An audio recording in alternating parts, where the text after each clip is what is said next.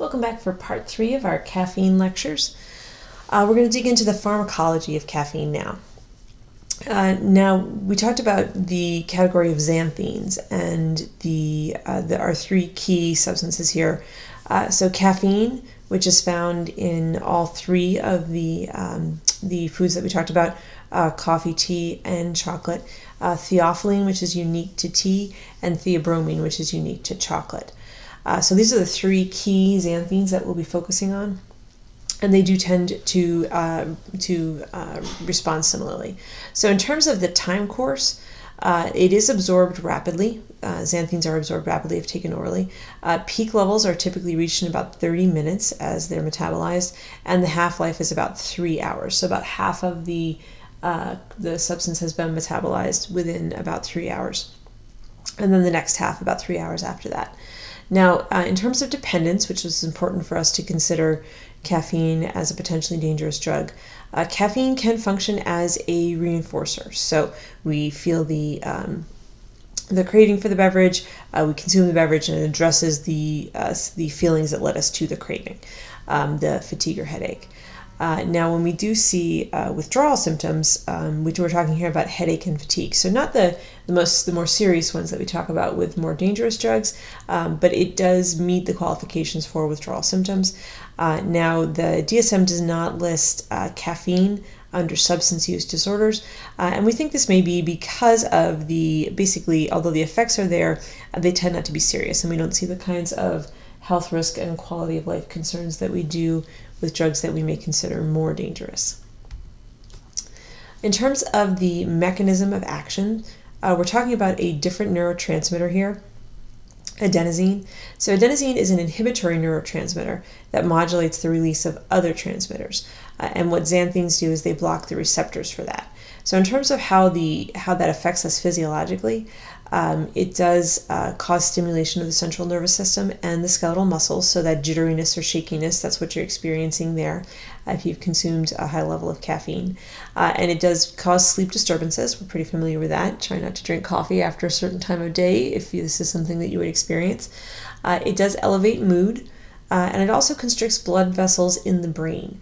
Now, if you've ever taken Excedrin for a headache, or if you take a medication for migraines, you may be familiar with the role of caffeine here. So caffeine is actually added to Excedrin, headache-specific over-the-counter medication, and it's there because of its ability to constrict those blood vessels. When blood vessels are constricted in the brain, we can feel less of the pressure and the throbbing that would be associated with a headache, and that may explain why caffeine is able to relieve that kind of pain.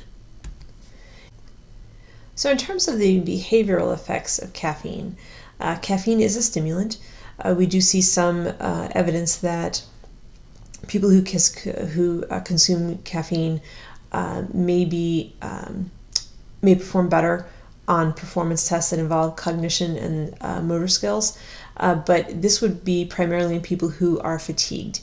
There's some mixed evidence and not really strong indications that caffeine would improve performance in people who are already well rested. We do see the effects on headaches that we just discussed. Many headaches basically are the result of a swollen blood vessel. So caffeine, because it causes that constriction of the blood vessels in the brain, would help to relieve those headaches, both migraine and non-migraine related. Now, oddly, we do see that high doses of caffeine may actually decrease hyperactivity. Something that tells us that children with ADHD, attention deficit hyperactivity disorder, may have brains that are just wired differently than the rest of us, or people actually. It's not unique to children.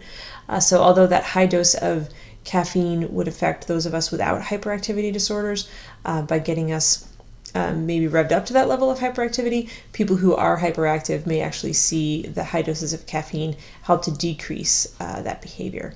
Now, in terms of its relationship with alcohol, really important to know that caffeine does not lower blood alcohol concentration. If we think back to our lectures on alcohol, caffeine does not help a person sober up. It's not going to get you safe or legal to drive any more quickly than not consuming caffeine. So important to know and reflect in your choices after drinking.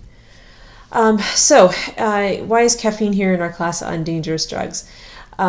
We don't have clear evidence that moderate caffeine consumption is dangerous.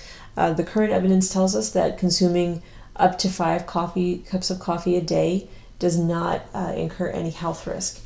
Now, it is important to know that that is the coffee itself, the caffeine itself, and not the high levels of sugar that may be associated with, say, a frappuccino as opposed to coffee. We hear a lot about relationships between caffeine and cancer, but the bulk of the evidence tells us that there's no relationship between caffeine and human cancers. Now, in terms of reproductive effects, excuse me, think back to our earliest, our first mini lecture here. Our earliest attempt to oppose caffeine use on a health front was a concern from women that it caused impotence in men.